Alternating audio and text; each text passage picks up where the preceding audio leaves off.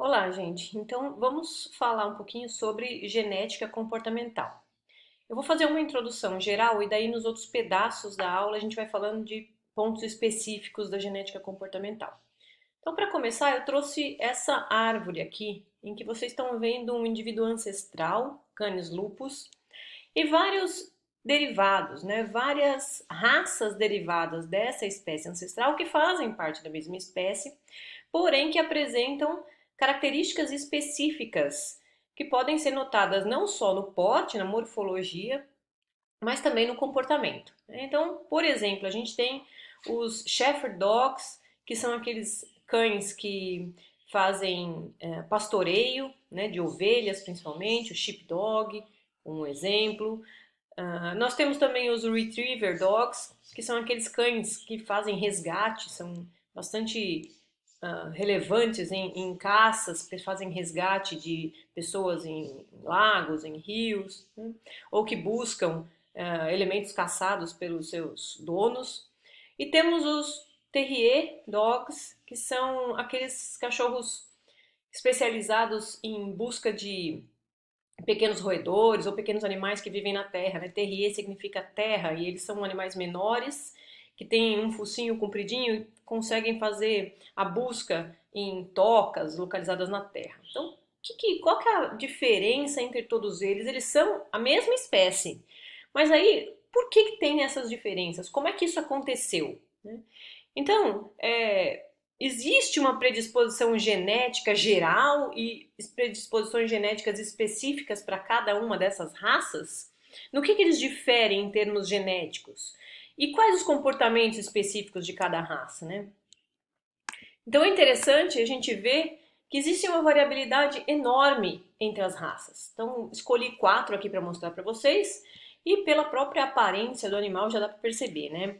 Então, nesse quadro de cima aqui, os cães policiais, né, que têm uma característica específica de auxílio ao trabalho da polícia, percebem, conseguem ser treinados para detecção de cheiros, para identificação, para localização de indivíduos e de coisas dos indivíduos. Né? Os cães que fazem o pastoreio, que fazem o rebanho de ovelhas caminhar numa determinada localização.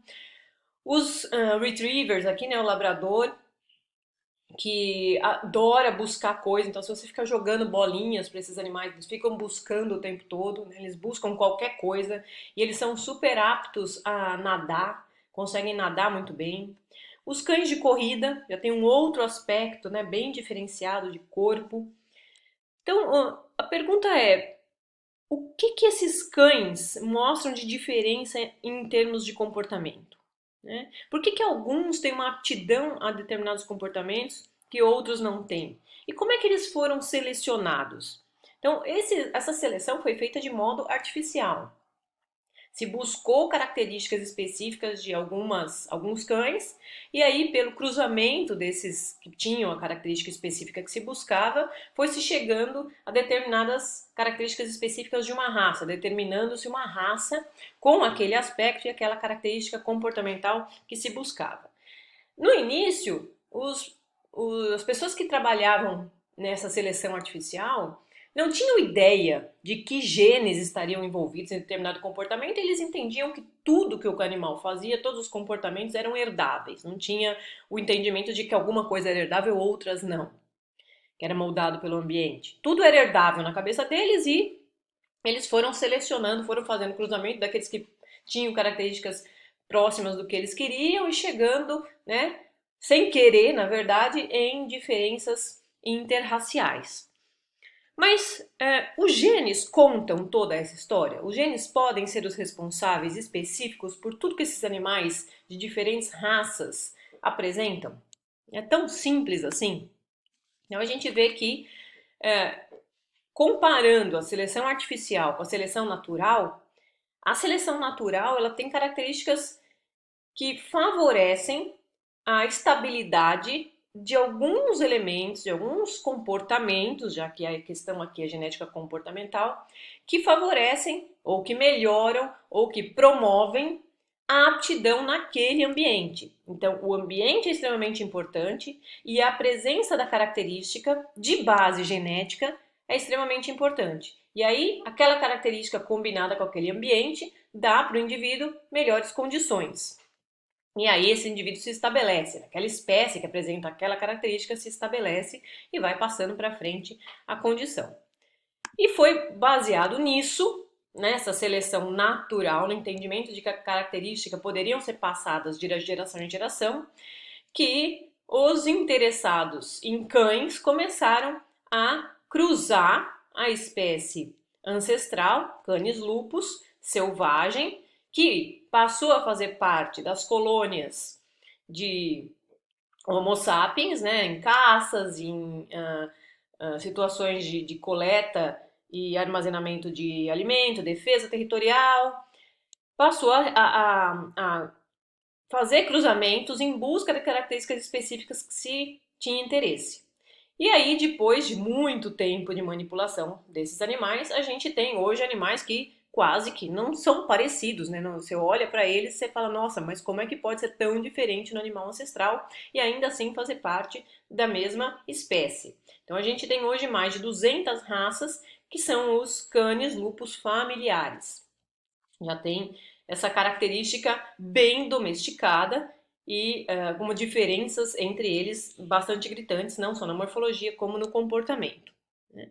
Então, se a gente voltar para a ideia de seleção natural, a gente vê que os indivíduos que se estabelecem, as espécies que conseguem passar os seus genes para frente, eles têm uma relação com o ambiente muito forte e geralmente quando a gente quer explicar uma característica comportamental ou explicar uma característica morfológica, você propõe mecanismos bem mais parcimoniosos. Então, quais fatores ambientais foram a pressão seletiva para que aquele elemento que você está focando tenha se estabelecido? Né? Vamos olhar lá os bicos, né, que o Darwin estudou bastante tempo das aves. Né? O que caracteriza essas diferenças entre bicos? Então, as sementes do ambiente, o tipo de minhoquinha ou de animais que esses animais predavam, o ambiente no qual eles viviam, era no chão, era em árvores, como que era essa relação com o ambiente para que os bicos fossem sendo modificados lentamente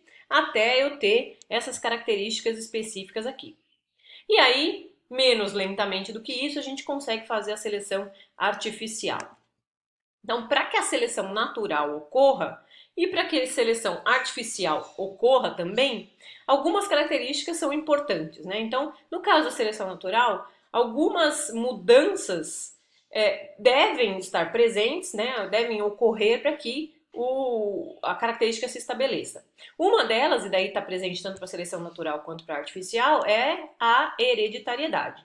Né? Então, a mudança na composição genética que vai passando de geração em geração, levando, carregando aquele gene específico de interesse. A segunda coisa importante é a variação. Nesse caso, inicialmente era importante essa grande variabilidade para a seleção artificial, e agora, já que a gente chegou numa raça, a gente quer ela o mais pura possível, pelo menos os criadores de cães querem ela o mais pura possível, que apresente pouca variabilidade, de modo que se eu quero um cão que é caçador, qualquer um daquela espécie caçadora vai ser caçador tanto quanto o outro. Então eu não tenho variabilidade entre eles, já que eu quero um cachorro que casse. Né? Não posso ter lá, comprar um cachorro daquela raça específica que não gosta de caçar. Então, essa variabilidade é importante inicialmente para poder dar substrato para a gente escolher. No caso da seleção natural, a variabilidade confere vantagens para a população, porque pressões naturais diferenciadas vão agir diferente em cada um dessas características da população. Então é importante que tenha para manter a seleção natural ativa.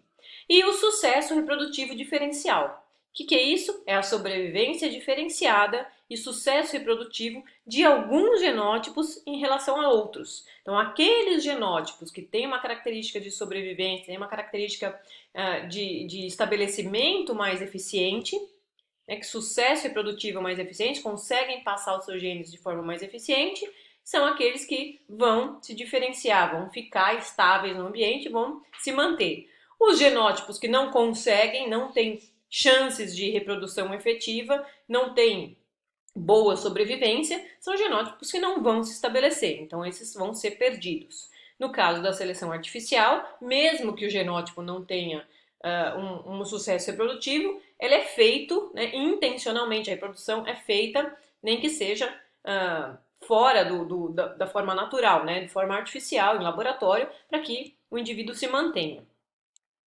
Muito bem. Então, com tudo isso, a gente vê que vários elementos são importantes para que a gente resulte em um genótipo que se relacione com o fenótipo e que consiga se estabelecer no ambiente. E vários tipos de genótipos são moldados pelo ambiente em que eles se colocam de forma a expressar uma variabilidade fenotípica grande. Então essa variabilidade fenotípica, ela é muito importante, mesmo que o genótipo seja o mesmo, para me dar garantias de que o indivíduo tem capacidade de enfrentar situações diferentes. É a plasticidade fenotípica, embora o genoma seja mantido, né? Quando eu penso em como, né, o gene e o ambiente se relacionam para manter o comportamento animal, eu tenho que pensar que eu não tenho só o genoma, eu também não tenho só o ambiente, eu tenho uma interação entre gene e ambiente. Além do aspecto do genoma, além do aspecto ambiental, eu tenho a interação. Então, dependendo do ambiente, aquele genoma vai me permitir um fenótipo X. Se mudar o ambiente, aquele mesmo genoma vai me permitir um fenótipo Y. E isso é essa relação extremamente importante que me dá a variabilidade fenotípica.